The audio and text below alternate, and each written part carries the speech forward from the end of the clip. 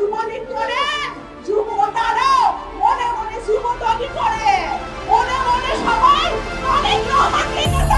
নিজ এলাকায় একটি হত্যা মামলার আসামি হওয়ায় বিএনপিতে অনেকটা অবস্থান হারিয়ে ফেলেছিলেন দলটির অন্যতম জনপ্রিয় নেত্রী শামা ওবায়েদ। তার দলীয় পদের উপর দেওয়া হয়েছিল স্থগিতাদেশ, তবে বেশি দিন এই অবস্থায় থাকতে হয়নি তাদের। গত রোববার সেই স্থগিতাদেশ প্রত্যাহার করা হয়েছে, অর্থাৎ আগের মতোই ফরিদপুর বিভাগীয় কেন্দ্রীয় সাংগঠনিক সম্পাদক পদে আসীন হলেন শামা ওবায়েদ। বিএনপির সিনিয়র যুগ্ম মহাসচিব অ্যাডভোকেট রুহুল কবির রিজভী স্বাক্ষরিত বিবৃতিতে বলা হয়, ২১ আগস্ট ফরিদপুরের নগরকান্দা উপজেলায় সংঘাত ও বিশৃঙ্খলা সৃষ্টির জন্য বিএনপির সকল পর্যায়ের পদ স্থগিত করা হয়েছিল।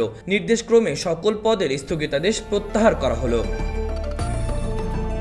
উল্লেখ্য, গত ২১ আগস্ট ফরিদপুরের নগরকান্দায় কৃষক দলের সাধারণ সম্পাদক শহীদুল ইসলাম বাবুলের আগমনকে কেন্দ্র করে তার নেতাকর্মীদের সঙ্গে শামা ওবায়েদ পন্থীদের সংঘর্ষ হয়। এতে কবির ভূঁইয়া নামে এক ব্যক্তি নিহত হন। এ সময় কমপক্ষে ৩টি গাড়ি ভাঙচুর ও ২০ জন আহত হন। পরে বিএনপির কেন্দ্রীয় কমিটির ২ জনের পদ স্থগিত করেন। পরে ২৪ আগস্ট নগরকান্দা থানায় নিহতের স্ত্রী মঞ্জিলা বেগম বাদী হয়ে থানায় মামলা দায়ের করেন। মামলায় ৩৬ জনের নাম উল্লেখ করা হয়েছে। অজ্ঞাত হিসেবে আরও ৫০-৬০ জনকে আসামি করা হয়েছে।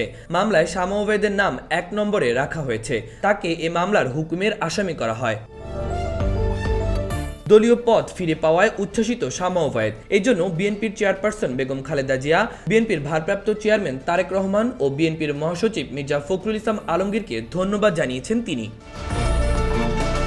পদ ফিরে পেয়ে উচ্ছ্বসিত কৃষক দলের সাধারণ সম্পাদক শহীদুল ইসলাম বাবুলও ফেসবুক স্ট্যাটাসে তিনি লিখেছেন, সকল প্রশংসা মহান রাব্বুল আলামিনের দরবারে, যিনি এই বিশ্ব ব্রহ্মাণ্ডের মালিক ও নিয়ন্তা। অন্তহীন কৃতজ্ঞতা আমার মাতৃতুল্য নেত্রী বেগম খালেদা জিয়া ও আমার নেতা, আমার অভিভাবক বিএনপির ভারপ্রাপ্ত চেয়ারম্যান দেশনায়ক তারেক রহমানের প্রতি।